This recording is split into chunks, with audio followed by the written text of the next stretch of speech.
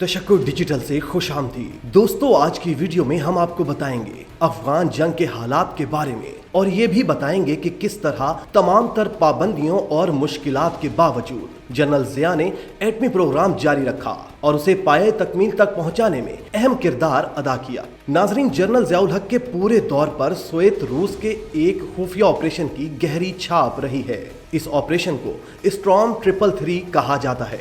27 दिसंबर 1979 को रूसी कमांडोज ने अफगान सदर हफीजुल्लाह अमीन को उनके महल में कत्ल कर दिया और अफगानिस्तान पर अपनी मर्जी की हुकूमत मुसल्लत कर दी। सिर्फ 43 मिनट के इस ऑपरेशन ने अफगान जंग की बुनियाद रखी। वो जंग जो 10 साल तक इंसानी अलमियों को जन्म देती रही और 12,50,000 इंसान इसका ईंधन बन गए। इस जंग में एक सुपर पावर यानी सोवियत यूनियन टुकड़े टुकड़े हो गई और अमेरिका वाहिद सुपर पावर के तौर पर उभरा। सोवियत रूस और अफगानिस्तान में होने वाली ये तब्दीलियां जनरल जियाउल हक बहुत गौर से देख रहे थे। वो समझते थे कि असल में सोवियत रूस अफगानिस्तान से होता हुआ पाकिस्तान के रास्ते गवादर की बंदरगाह पर कब्जा करना चाहता है ताकि गर्म पानियों तक रसाई हासिल कर सके।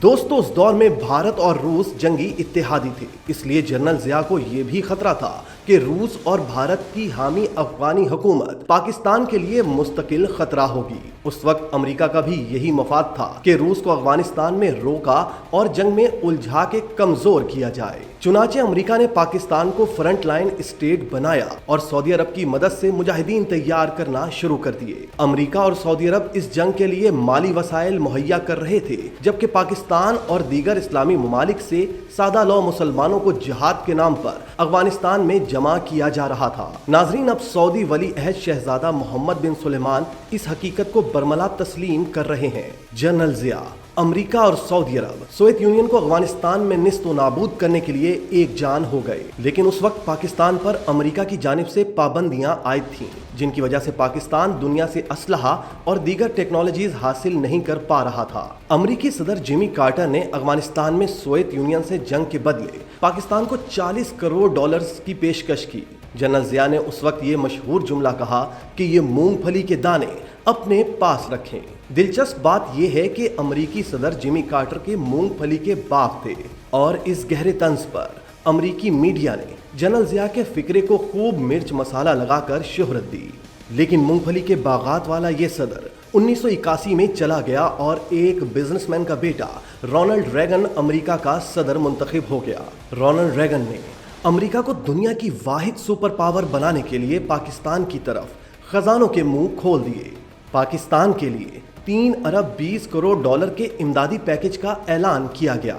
माशी पाबंदियां खत्म कर दी गईं और पाकिस्तान को दुनिया की जदीद तरीन और कभी ना हारने वाले F-16 तैयारे फरोख्त करने की मंजूरी दे दी गई। इन्हीं F-16 की बदौलत पाक फिजाइया को कई बरस तक इंडियन एयरफोर्स पर बरतरी हासिल रही।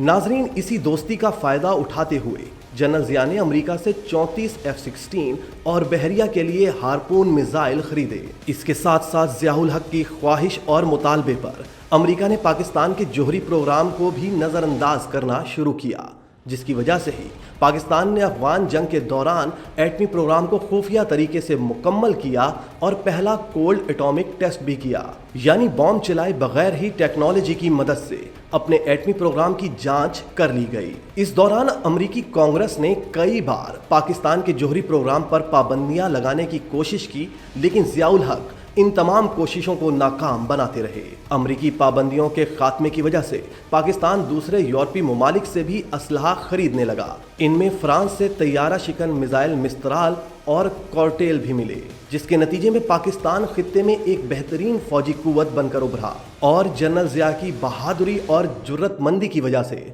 पाकिस्तान अपने एटमी प्रोग्राम में भी खुद मुख्तार होता चला गया।